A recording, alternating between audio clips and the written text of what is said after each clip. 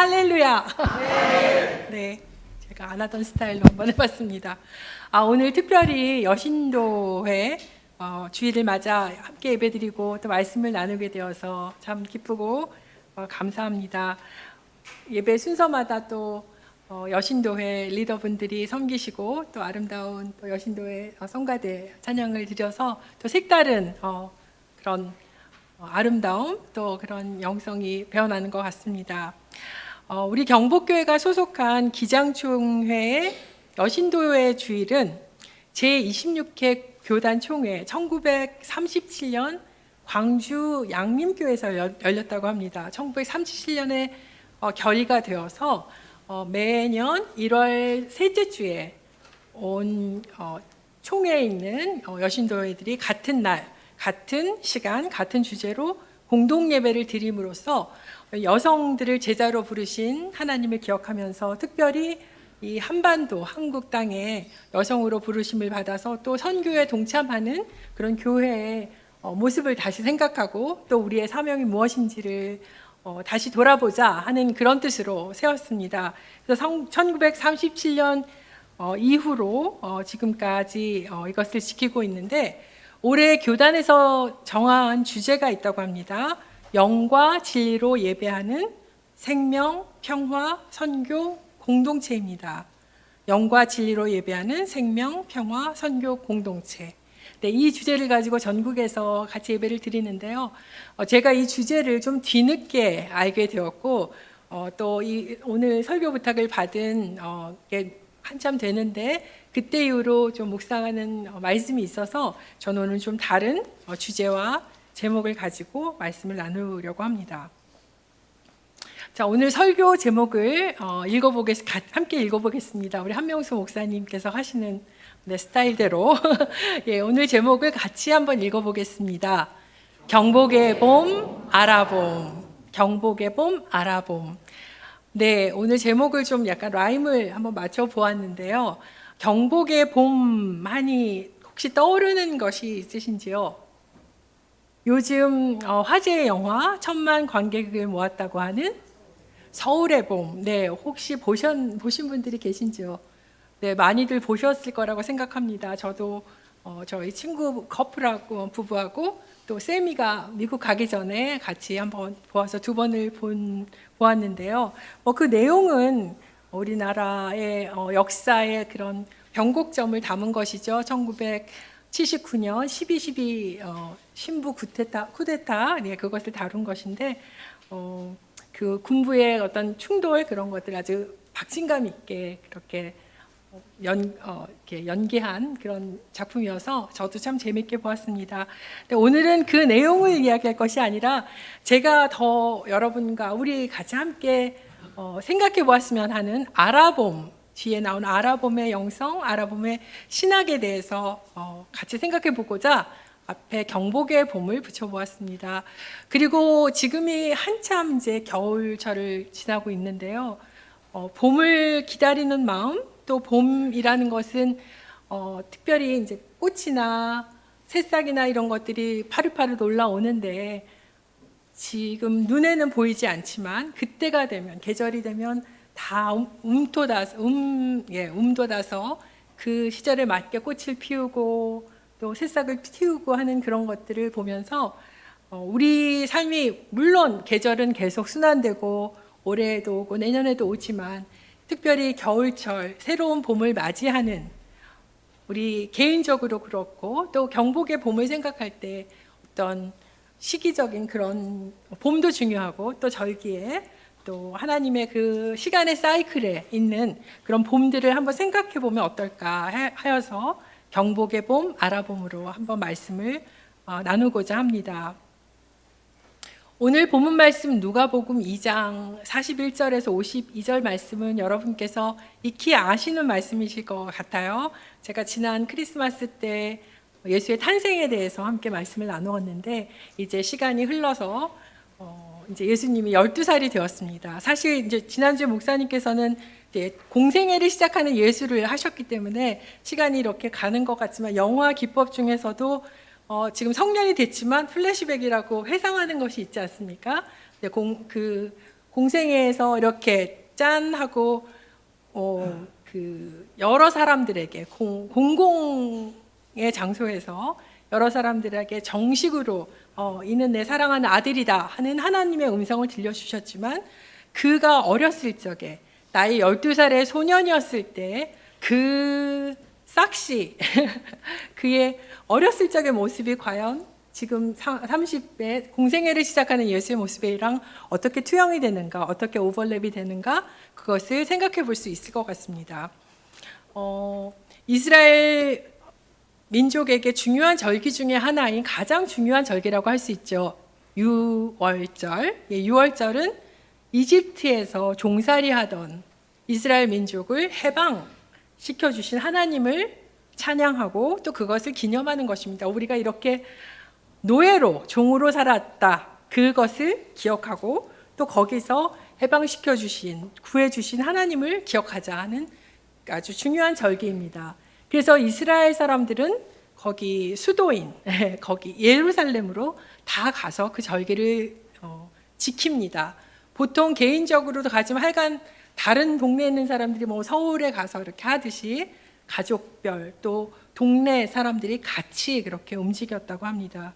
그 당시에는 정말 민족의 대이동이 되겠죠. 우리 이제 설이나 추석을 보내는 것처럼 그런 절기를 보내느라 많은 사람들이 이동을 하는데, 오늘 어떤 일이 일어났습니까? 이제 잘 마치고 다시 집으로 가는 길에 하룻길을 갔는데 아들이 안 보이는 겁니다.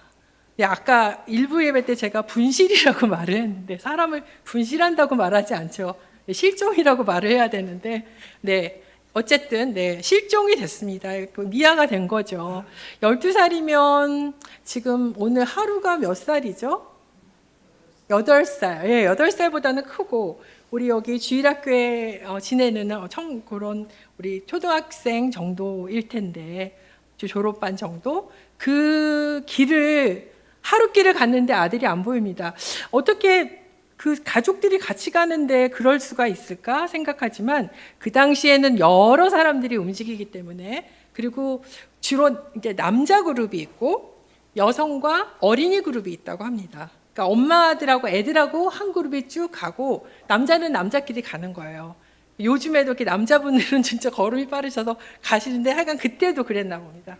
그러니까 요셉은 안 보이니까, 보통 12살 나이면은 여기도 낄 수 있고 저기도 낄 수 있는 그런 거였습니다. 그래서 예수가 안 보이지만 엄마를 따라서 가겠거니 생각하고, 또 엄마는 엄마대로 아빠랑 가고 있겠거니 생각을 한 겁니다. 그러다가 하룻길 갔는데 도무지 안 보이는 거예요.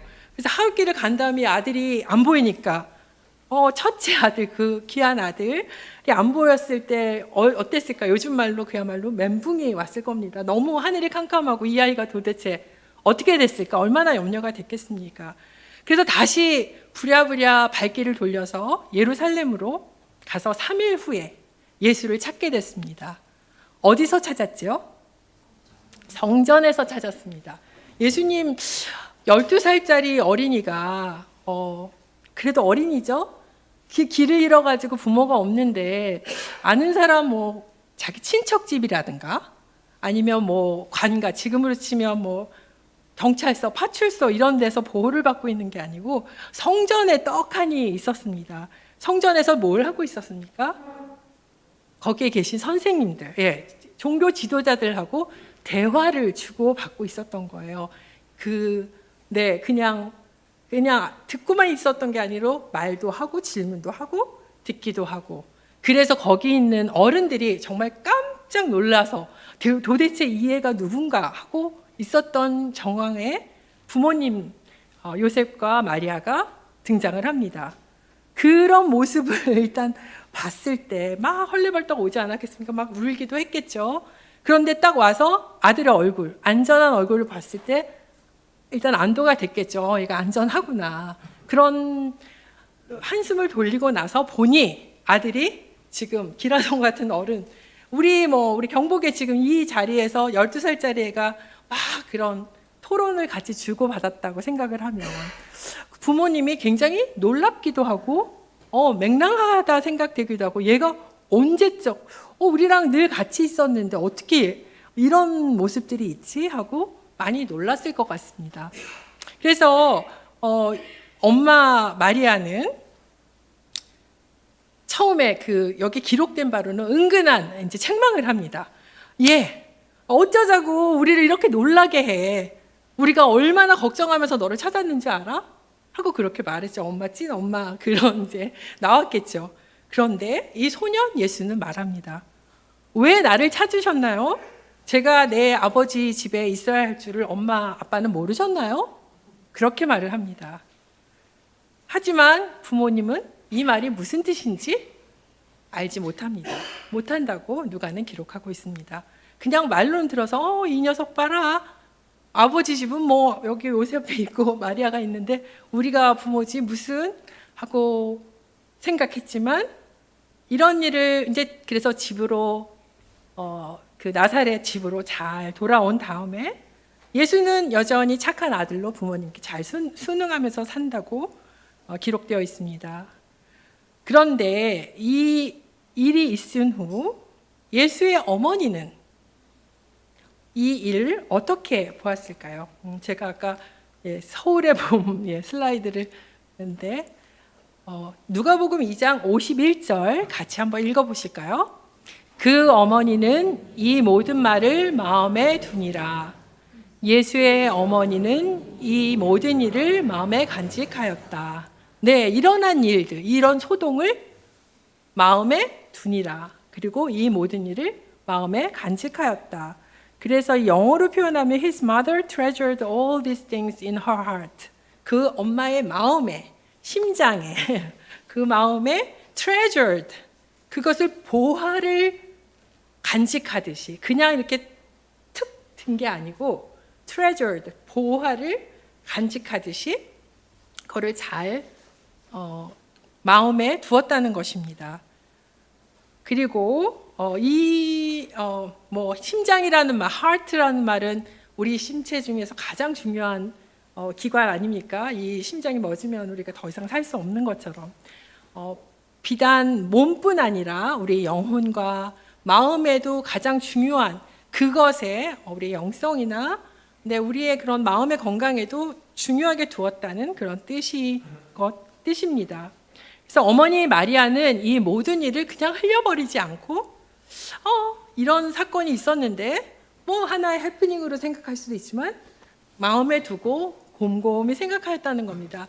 그 간직하였다, 그거는 시간을 두고 또 한 번 되새기고 그런 일들이 있었던 것 같습니다. 이 표현은 그 전에 예수가 탄생했을 때 목동들이 막 찾아가서 경배를 드리는데 그 일을 겪은 다음에 마리아가 이런 표현을 또 이 기록이 나옵니다. 같이 한번 읽어볼까요? 마리아는 이 모든 말을 마음에 새기어 생각하니라. 마리아는 이 모든 말을 고이 간직하고 마음속에 곰곰이 되새겼다. 네, 비슷한 표현이 나오죠. 네, 그냥 흘러버리지 않고 마음속에 곰곰이 새겼다는 것입니다. 우리 계신 분들 중에서 자녀를 키우신 분들이 많이 계신 걸로 알고 있고, 싱글이거나 또 자녀가 없으신 분들은 친척이나 또 자신의 경우를 생각해 보실 수도 있겠습니다. 자녀들 키우면서 각 자녀마다 그 특이한, 독특한 그런 일들이 있죠. 그러니까 다 자신의 모습도 이제 부모님께 들은 말씀, 제가 어렸을 때는 저는 제 아주 꼬맹이 때, 그러니까 그 책을 그렇게 좋아했대요. 그래서 집 방에서 뒹굴뒹굴 하면서 책 읽는 걸 좋아했고, 제 여동생은 맨날 엎드려서 그림을 그렸다고 합니다.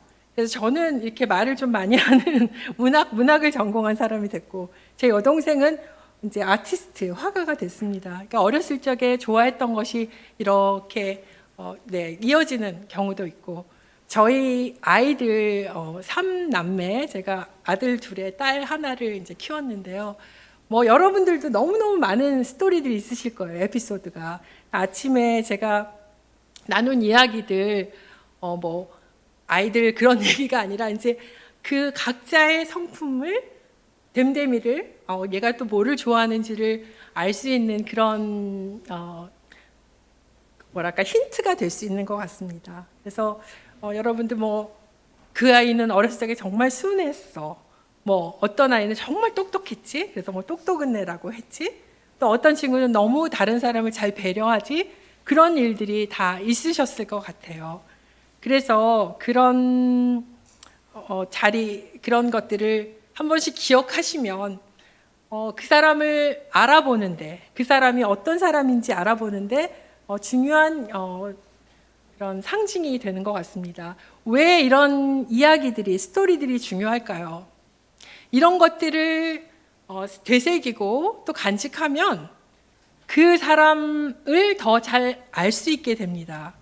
그리고 그 사람이 어떤 길을, 어떤 여정을 가고 있는지, 어린 예수가 이렇게 성전에서 그렇게 했을 때 앞으로 그가 살아갈 길이 이렇게 보이는 것처럼 하루아침에 그것을 다 알지 못하였더라도 그 어머니 마리아가 마음에 품고 그렇게 그 아이의 삶의 여정을 지켜보는 그런 것이 중요하다고 생각합니다. 여러분들 중에 여러분들이 다 어떠신지 여러분들을 잘 아시는 분들 계시죠? 아무래도 부모님이 우리를 잘 아실 거고, 그 부모님이나 그런 분 외에 또 나를 정말 잘 아는 혹은 나를 알아봐주는 그런 사람들이 계시지 않나요? 저희 부부가 돌아볼 때 정말 참 우리가 복이 많구나. 특히 인복이 그 귀한 분들을 참 많이 만나게 된다 생각을 하는데, 저희가 세상 분별 잘 못하는, 그러니까 철이 없을 그런 때에도 많은 좋은 그 리더분들이나 특별히 이제 교단의 기독교의 그런 좋은 목사님들이나 리더분들이 저희를 참 예뻐해 주신 것 같아요. 그러니까 저희가 뭘 잘하고 그런 뭘 이루고 성취해서가 아니라 정말 젊었을 때, 어렸을 적부터 그런 가능성을 보고 칭찬을 해주시고 격려를 해주셨던 것이 있습니다. 미국 장로교, 저희 남편과 제가 이제 미국 장로교 소속 목사인데요. 저는 이제 한국서 자라서 대학 졸업하고 결혼하면서 이제 미국에 가서 미국 장로교회를 다녔습니다. 한국에 저는 통합하고 다른 교회들 다녔는데 제가 친정교회가 그렇다면 이제 미국 교회가 시대교회처럼 이제 새로운 장로교지만 또 많은 문화적으로 다른 그런 것들을 경험을 했는데, 미국 장로교회 최초의 아시아계 총회장님이 이승만 목사님이시라는 분입니다. 그분이 아주 굉장히 훌륭하신 분이신데 교단에서도 존경을 받으시고 그러셨는데, 교단에서 총무로 이제 오랫동안 일도 하시고 총회장도 하시고 또 신학교 교수로 지내셨는데 한 이제 9년 전에 돌아가셨어요. 그래서 갑작스럽게 돌아가셔서 80대시긴 하지만 더 오래 사셨으면 좋겠다 생각을 했는데 그러지 못해서 많이 슬퍼하다가 이제 일주기가 됐을 때 그분의 제자들이나 아끼셨던 분들이 모여서 추모 예배를 드렸습니다. 예배를 드리고 대화를 나누는데, 저희는 그분이 저희를 그렇게 저희만 그렇게 홈박 사랑을 주신 거로 생각을 했어요. 왜냐하면 너무나 사랑해 주시고 정말 너무나 아껴 주셨기 때문에. 그런데 거기 모이신 분들 한 분 한 분이 정말 자기만 그렇게 사랑해 주신 걸로 생각을 하신 거예요. 그만큼 깊은 사랑, 갈라지지 않은 것 같은 집중하는 마음, 그런 것들을 보여주셔서 그 진심을 담아서 어머 나도 그랬는데 너도 그랬니? 그러게 세밀하거나 그런 게 절대 아니고 그 정도로 아주 그 능력이나 깊이가 크신 분이셨구나 하는 것을 다시금 생각하게 되었습니다. 그래서 그분이 그 사모님과 함께 저희가 참 젊을 때부터 참 사랑해 주셨고, 제가 신학교 가기 전에 장학금 신청을 위해서 장학금 그렇게 좀 추천서를 써주십시오 하고 말씀했더니 기꺼이 써주겠다 그러셨는데, 이분이 세계 그 출장이 많으세요. 떠나시기 그 출장은 먼 출장, 무슨 대통령도 만나고 그러시는 분인데 가시기 전에 그 밤 한 9시, 8시 반, 9시 전화가 온 거예요. 내가 그 추천서를 쓰려고 그런 좀 자세한 정보를, 날짜나 이런 거를 알고 싶어서 그렇다고 전화가 왔는데, 이분이 정말 몇십 일 가는 중요한 출장을 앞두고 당신 연구소에 가셔서 제 일개 신학교를 들어가려고 하는 그 사람을 위해서 그런 시간을 내셨다는 거예요. 내시고 너무 정성껏 써주셔서 그렇게 되었는데, 우리가 참 중요하다고 생각하는 거는 뭘 성취해서가 아니죠. 우리가 늘 하는 말씀이지만 아이들이 우리 부모한테 뭐를 그렇게 해줍니까? 그런 거 아니어도 그냥 배고프면 앵앵 울고 기저귀, 젖은 기저귀 그렇게 자꾸 나오는데, 그렇지만 그 존재만으로 우리가 얼마나 귀하게 생각하고 사랑하게 됩니까? 그래서 우리의 부족한 점, 특별히 아까 높은 보좌, 내가 연약할수록 더욱 귀히 여기사 높은 보좌 위에서 낮은 나를 보시네. 예수님의 눈길이, 그분의 안목이 우리가 잘 나가고 뭐 잘해서 그럴 때가 아니라 부족한 때, 특히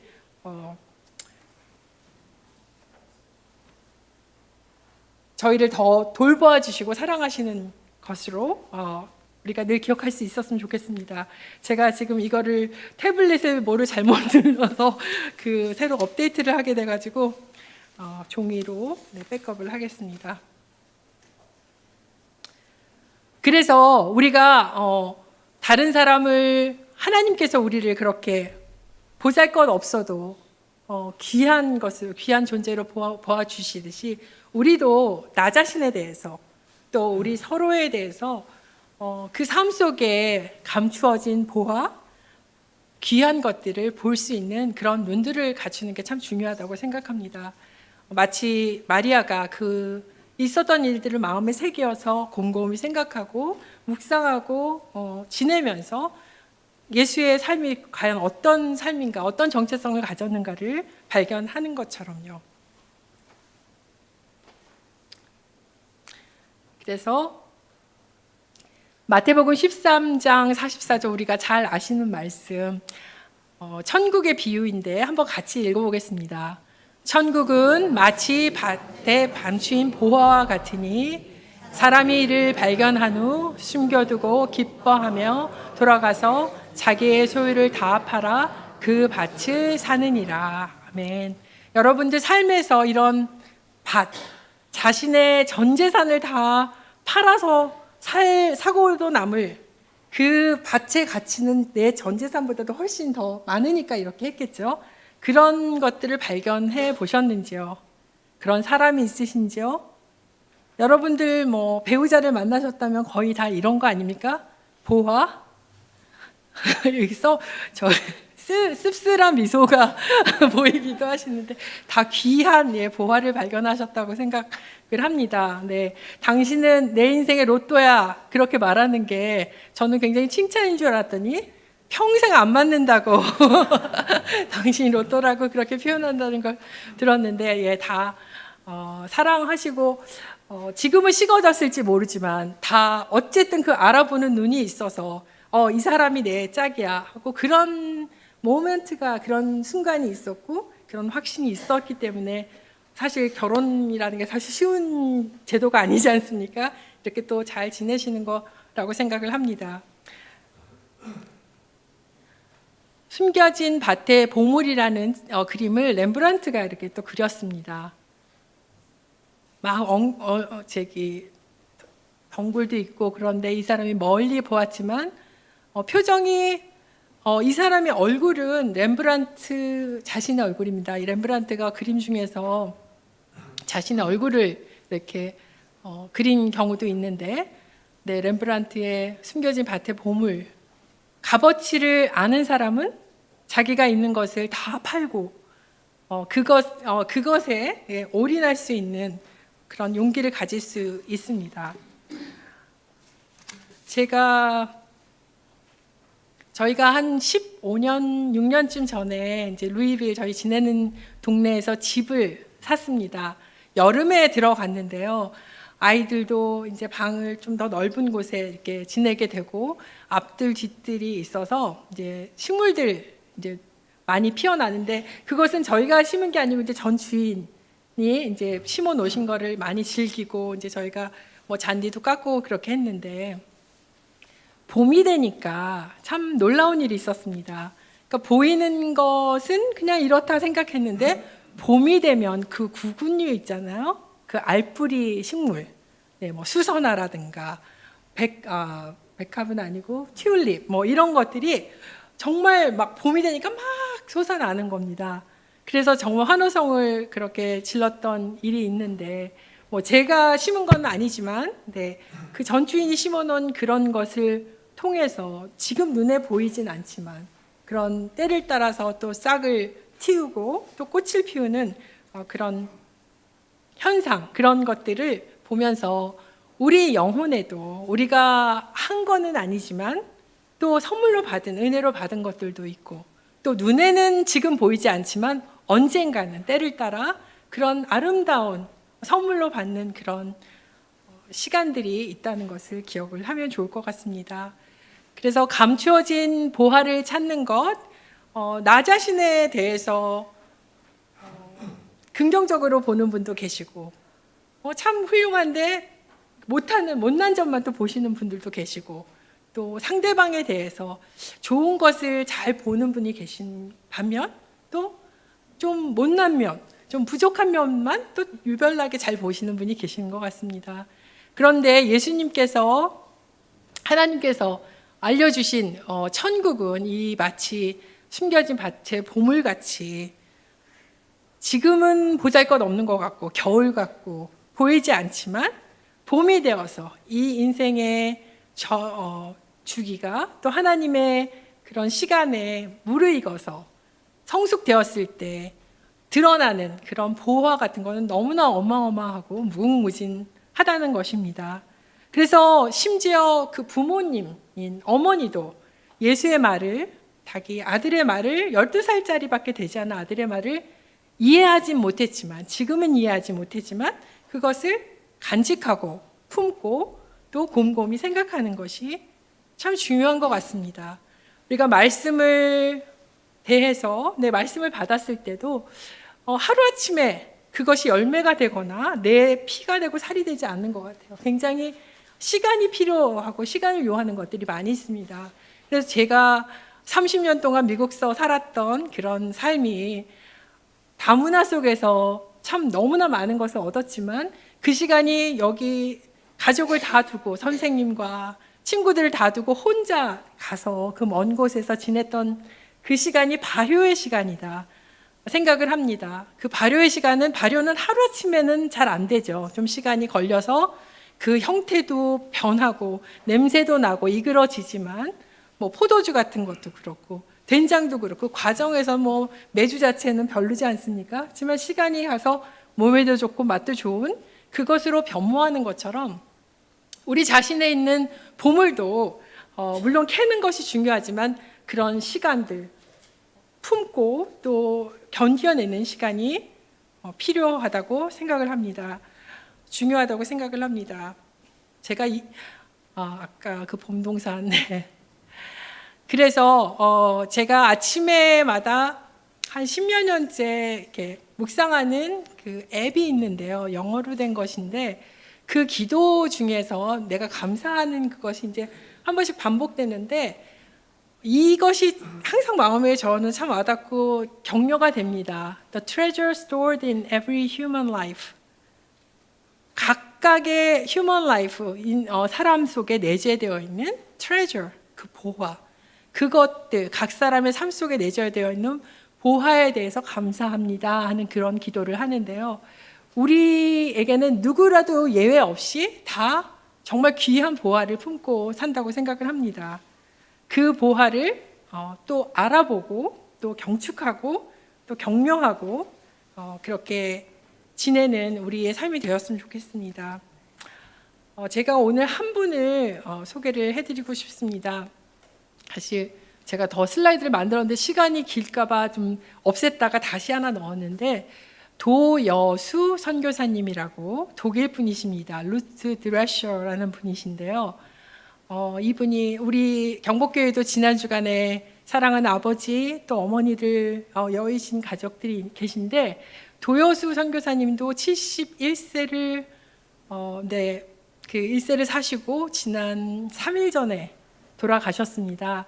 이 선교사님은 87년에 한국에 오셔서 한 8년을 지내시고 다시 독일로 가셔서 이 동아시아 선교 그 담당자로 오랫동안 일을 해 오셨는데요. 이분이 8년 한국서 사시는 동안 하신 일들이 빈민들과 완전 저쪽 하계동, 상계동 거기 있는 그 철거민 마을에서 빈민들과 길에서 지내면서 사셨던 분이신데, 너무나 따뜻하시고 8년 계셨는데 한국말이 굉장히 능통하십니다. 아주 잘 하셔서 좀 귀여운 한국말을 하시는데, 그분이 같이 사시고 곁에서 가까이 하셨던 분들은 뭐 노동자들, 여공들, 또 그런 빈민들이셨는데, 그분들 얼굴 속에 있는 예수의 얼굴을 발견을 하시고 알아보셨던 것 같아요. 그래서 너무나 많은 분들이 애도를 하고 그런 슬픔을 나누고 있는데, 그분의 친구, 절친이신 분이 독일에서 같이 지내시는 한국계 독일 목사님이신데요.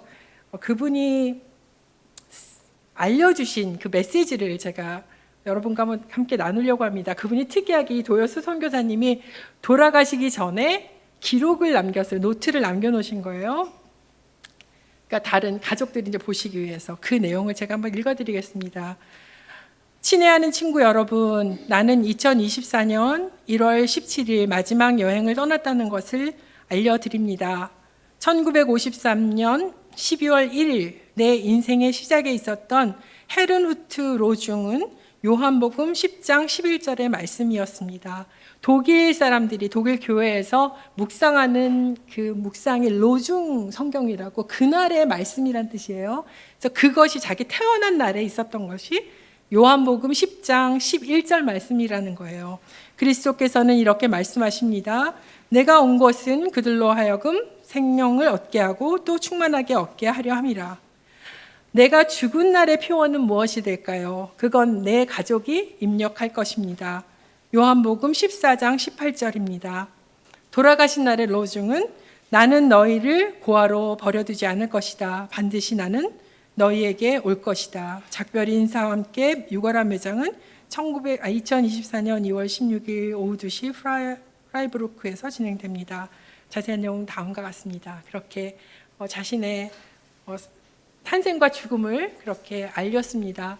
우리가 사나 죽으나 하나님의 것, 그리스도인 것을 늘 고백합니다. 살 때도 우리가 하나님의 것이지만 죽어서도 우리가 하나님의 것임을 기억하면서 소망을 갖고 내 큰 슬픔과 내 상실감이 있지만 그것에서 또 힘을 얻고 지내면 좋겠습니다.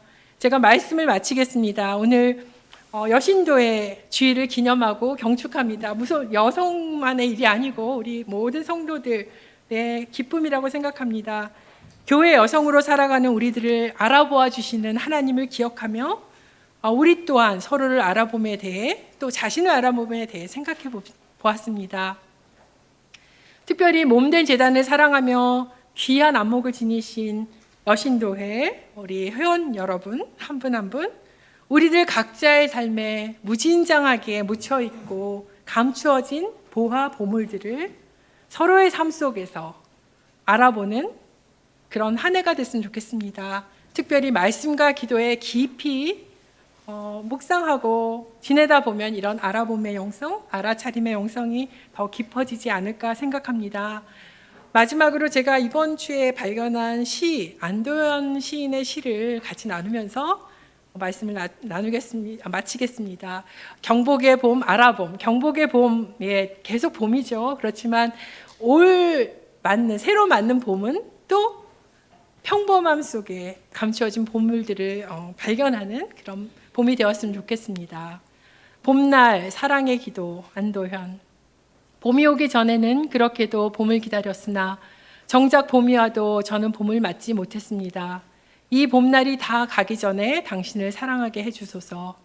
한 사람이 한 사람을 사랑하는 일로 해서 이 세상 전체가 따뜻해질 수 있도록 도와주소서.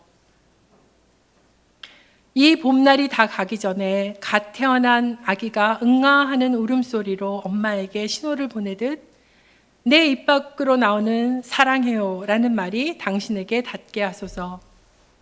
이 봄날이 다 가기 전에 남의 허물을 함부로 가리키던 손가락과 남의 멱살을 무턱대고 잡던 손바닥을 부끄럽게 하소서.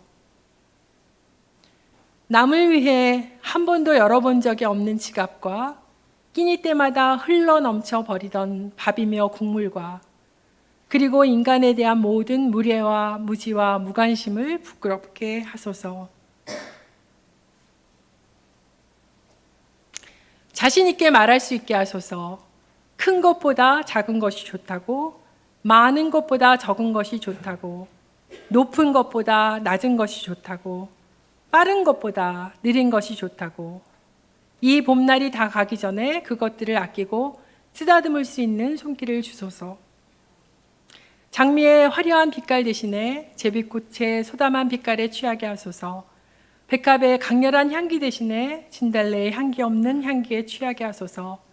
떨림과 설렘과 감격을 잊어버린 말라 비틀어진 나뭇가지 같은 몸에도 물이 차 오르게 하소서.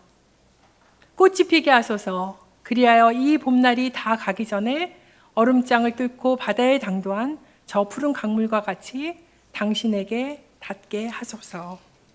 네, 우리의 봄 아라봄이 이런 시처럼 또 꽃과 그런 영성의 아름다운 날을 맞이할 수 있기를 바랍니다.